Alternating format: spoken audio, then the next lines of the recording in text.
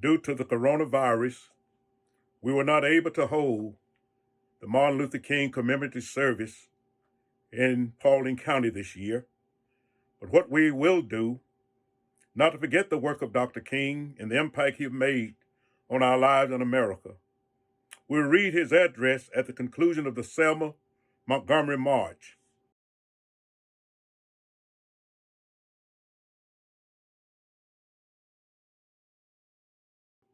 My dear and abiding friend, Ralph Abernathy, and to all of the distinguished Americans seated here on the rostrum, my friends and co-workers of the state of Alabama, and to all of the freedom-loving people who have assembled here this afternoon from all over the nation and the world.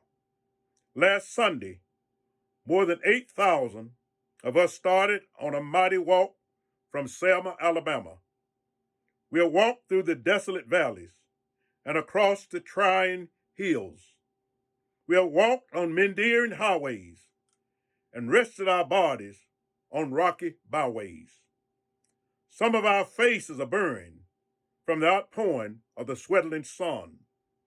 Some have literally slept in the mud. We have been drenched by the rains. Our bodies are tired and our feet are somewhat sore. But today, as I stand before you and think back over that great march, I can only say, as Sister Ballot said, a 70-year-old Negro woman who lived in this community during the bus boycott. And one day she was asked while walking if she didn't want to ride. And when she said no, the person said, "Well, aren't you tired?" With her ungrammatical profundity, she said, "My feet are tired, but my soul is rested." And in a real sense, this afternoon, we can say that our feet are tired, but our souls are rested. They told us we wouldn't get here. There were those who said we would get here only over their dead bodies. But all the world today knows that we are here. We are standing before the forces of power in the state of Alabama, saying we ain't going to let nobody turn us around. Now, it is not an accident that one of the greatest marches of American history should terminate in Montgomery, Alabama. Just 10 years ago, in this very city, a new philosophy was born of the Negro struggle. Montgomery was the first city in the South in which the entire Negro community united and squarely faced its age-old oppressor. Out of the struggle, more than bus desegregation was won, a new idea, more powerful than guns and clubs, was born. Negroes took it and carried it across the South in epic battles that electrified the nation and the world. Yet, strangely, the climatic conflict always were fought and won on Alabama soil. After Montgomery, heroic confrontation loomed up in Mississippi, Arkansas, Georgia, and elsewhere. But not until the colossus of segregation was challenged in Birmingham did the conscience of America begin to bleed. White America was profoundly aroused by Birmingham because it witnessed the whole community of Negroes facing terror, brutality, with majestic scorn and heroic struggle, courage. And from the wells of this democratic spirit, the nation finally forced Congress to write legislation in hope it would eradicate the stain of Birmingham. The Civil Rights Act of 1964 gave Negroes part of their rightfully dignity. But without the vote, it was dignity without strength. Once more, the method of nonviolent resistance was unsheltered from Escobar. Once again, an entire community was mobilized to confront the adversary. And again, the brutality of a dying order sheet across the land. Yet, Selma, Alabama became a shining moment in the conscience of man. If the worst of American life lurks in its dark streets, the best of American instinct arose passionately from across the nation to overcome it. There was never a moment in America's history more honorable and more inspiring than the pilgrimage of clergymen, laymen of every race, and faith pouring into Selma to face danger at the side of its embattled Negroes. The confrontation of good and evil, compressed in the tiny community of Selma, generated the massive power to turn the whole nation to a new course. A president born in the South had the sensitivity to feel the will of the country, and in an address that will live in history as one of the most passionate pleas for human rights ever made by a president of our nation, he pledged the might of the federal government to cast off the centuries-old blight. President Johnson rightly praised the courage of the Negro for awakening the conscience of the nation. On our part, we must pay our profound respects to the white Americans who cherish their democratic traditions over the ugly customs and privileges of generations and come forth boldly to join hands with us. From Montgomery to Birmingham, from Birmingham to Selma, from Selma back to Montgomery, a trail wound in a circle long and often bloody, yet it has become a highway up from darkness. Alabama has tried to nurture and defend evil, but evil is choking to death in the dusty roads and streets of this state. So I stand before you this afternoon with the conviction that segregation is on its deathbed in Alabama. And the only thing uncertain about it is how costly the segregationists and Wallace will make the funeral.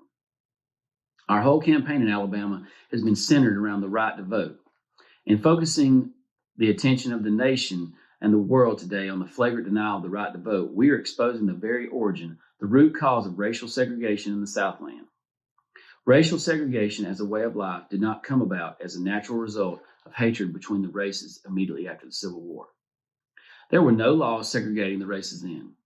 And as the noted historian C. Van Woodward in his book, The Strange Career of Jim Crow, clearly points out, the segregation of the races was really a political stratagem employed by the emerging bourbon interests of the South to keep the Southern masses divided and Southern labor the cheapest in the land.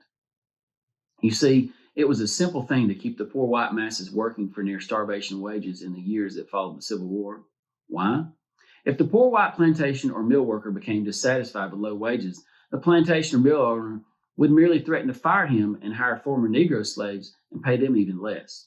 Thus, the Southern wage level was kept almost unbearably low.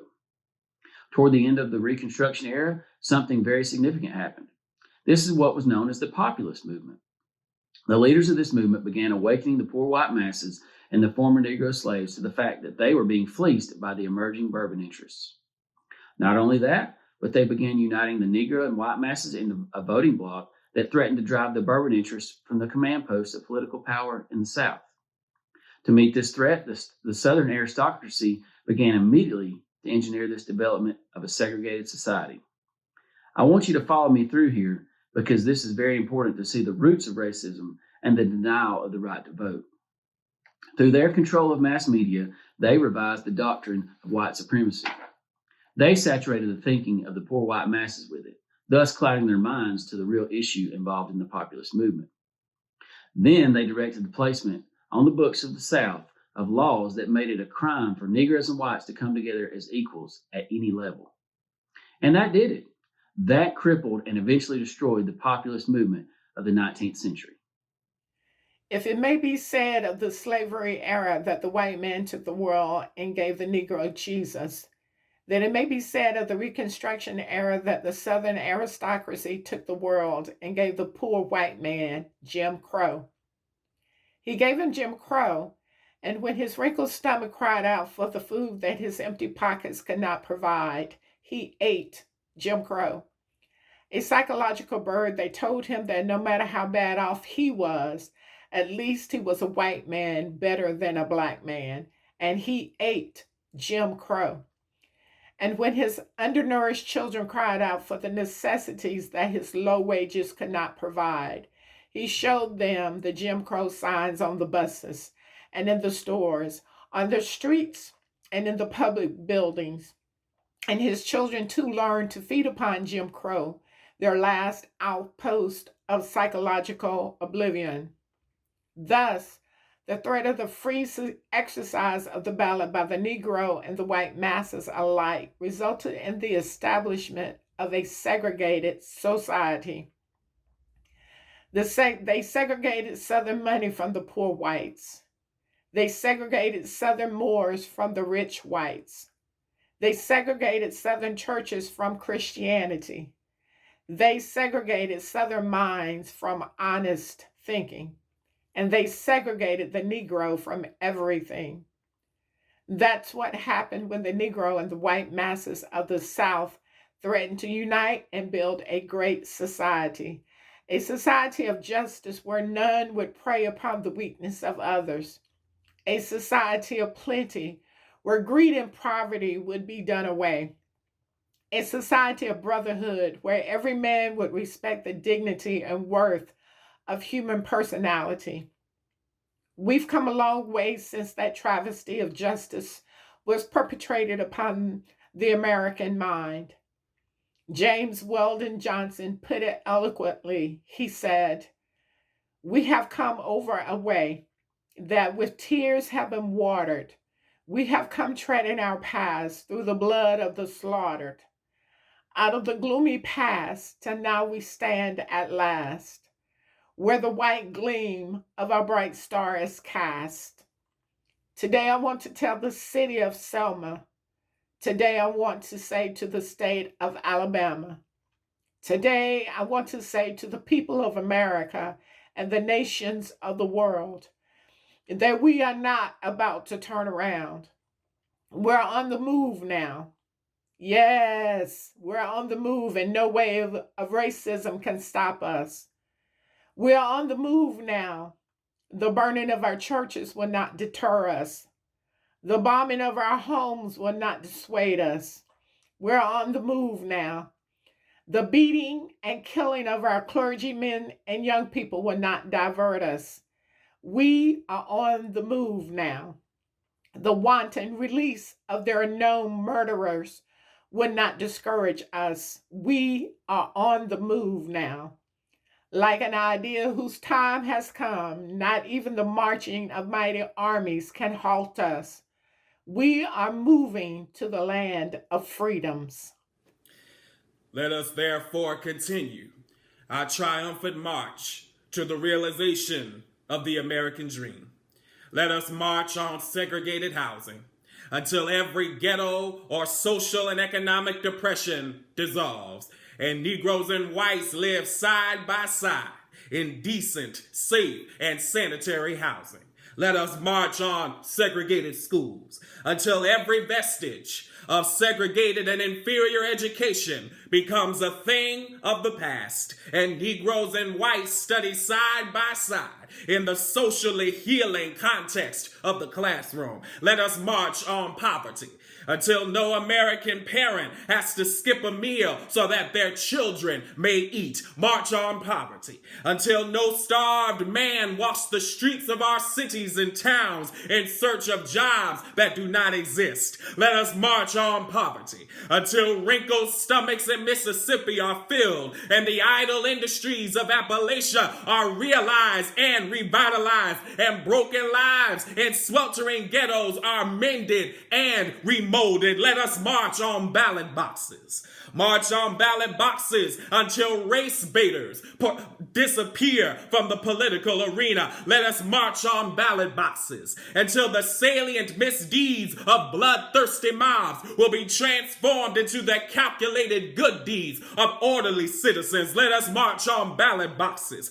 until the Wallaces of our nation tremble away in silence. Let us march on ballot boxes until we send to our city councils, state legislatures, and the United States Congress men who will fear to do justly, love mercy, and walk humbly with thy God. Let us march on ballot boxes until brotherhood becomes more than a meaningless word in an opening prayer, but the order of the day on every legislative agenda. Let us march on ballot boxes until all over Alabama, God's children will be able to walk the earth in decency and in honor. There is nothing wrong with marching in this sense. The Bible tells us that the mighty men of Joshua merely walked around the walled city of Jericho, and the barriers to freedom came tumbling down. I like that old Negro spiritual. Joshua fit the battle of Jericho in its simple yet colorful depiction of that great moment in biblical history. It tells us that Joshua fit the battle of Jericho. Joshua fit the battle of Jericho, and the walls came tumbling down. Up to the walls of Jericho they marched, spear in hand. Go blow them ram horns, Joshua cried, because the battle is in my hand. These words I have given you, just as they were given to us by the unknown, long dead, dark-skinned originator. Some now long gone blackbird bequeathed to posterity these words in ungrammatical form, yet with emphatic pertinence for all of us today. The battle is in our hands, and we can answer with creative nonviolence the call to higher ground to which the new directions of our struggle summons us. The road ahead is not altogether a smooth one. There are no broad highways that lead us easily and inevitably to quick solutions, but we must keep going. In the glow of the lamplight on my desk a few nights ago, I gazed upon the wondrous signs of our times, full of hope and promise of the future, and I smiled to see in the newspaper photographs of many a decade ago, the faces so bright, so solemn, of our valiant heroes, the people of Montgomery. To this list may be added the names of those who have fought and, yes, died in the nonviolent army of our day. Medgar Evers, the 3 civil rights workers in Mississippi last summer, William Moore, as has already been mentioned, the Reverend James Reeb, Jimmy Lee Jackson, and 4 little girls in the Church of God in Birmingham on Sunday morning. But in spite of this, we must go on and be sure that they did not die in vain. The pattern of their feet as they walked through Jim Crow barriers in this great stride toward freedom is the thunder of the marching men of Joshua, and the world rocks beneath their tread. My people, listen. The battle is in our hands. The battle is in our hands in Mississippi and Alabama and all over the United States. I know there is a cry today in Alabama. We see it in numerous editorials. When will Martin Luther King, the SCLC, SNCC, and all of these civil rights agitators and all of the white clergymen and labor leaders and students and others get out of our community and let Alabama return to normalcy? But I have a message that I would like to leave with Alabama this evening. That is exactly what we don't want. And we will not allow it to happen. For we know that it was normalcy in Marion that led to the brutal murder of Jimmy Lee Jackson. It was normalcy in Birmingham that led to the murder on Sunday morning of 4 beautiful, unoffending, innocent girls. It was normalcy on Highway 80 that led to state troopers using tear gas, horses, and billy clubs against unarmed human beings who were simply marching for justice. It was normalcy by a cafe in Selma, Alabama, that led to the brutal beating of Reverend James Reeb. It is normalcy all over our country, which leaves the Negro perishing on a lonely island of poverty in the midst of a vast ocean of material prosperity. It is normalcy all over Alabama that prevents the Negro from becoming a registered voter. No, we will not allow Alabama to return to normalcy. The only normalcy that we will settle for is the normalcy that recognizes the dignity and worth of all God's children. The only normalcy that we will settle for is the normalcy that allows judgment to run down like waters and righteousness like a mighty stream. The only normalcy that we will settle for is the normalcy of brotherhood, the normalcy of true peace, the normalcy of justice. And so as we go away this afternoon, let us go away more than ever before, committed to this struggle and committed to nonviolence. I must admit to you that there are still some difficult days ahead. We are still in for a season of suffering in many of the Black Belt counties of Alabama, many of the areas of Mississippi, many of the areas of Louisiana. I must admit to you that there are still jail cells waiting for us and dark and difficult moments. But if we will go on with the faith that nonviolence and its power can transform dark yesterdays into bright tomorrows, we will be able to change all of these conditions. And so, I plead with you this afternoon as we go ahead. Remain committed to nonviolence. Our aim must never be to defeat or humiliate the white man, but to win his friendship and understanding. We must come to see that the end we seek is a society at peace with itself, a society that can live with its conscience. And that will be the day not of the white man, not of the black man, that will be the day of man as man. I know you're asking today, how long will it take? Somebody's asking, how long will prejudice blind the vision of men, darken their understanding, and drive bright-eyed wisdom from its sacred throne? Somebody's asking, when will the wounded justice lying prostrate on the streets of Selma, Birmingham, and communities all over the South be lifted from the dust of shame to reign supreme among the children of men? Somebody's asking, when will the radiant star of hope be plunged against the nocturnal bosom of the lonely night, plucked from the weary souls with chains of fear and manacles of death? How long will justice be crucified and truth be buried? I come to say to you this afternoon, however difficult the moment, however frustrating the hour, it will not be long, because truth crushed to earth will rise again. How long? Not long, because no lie can live forever. How long? Not long, because you shall reap what you sow. How long? Not long, for truth on the scaffold, wrong forever on the throne. Yet the scaffold sways the future, and behind the dim unknown sitteth God within the shadows, keeping watch above his own. How long?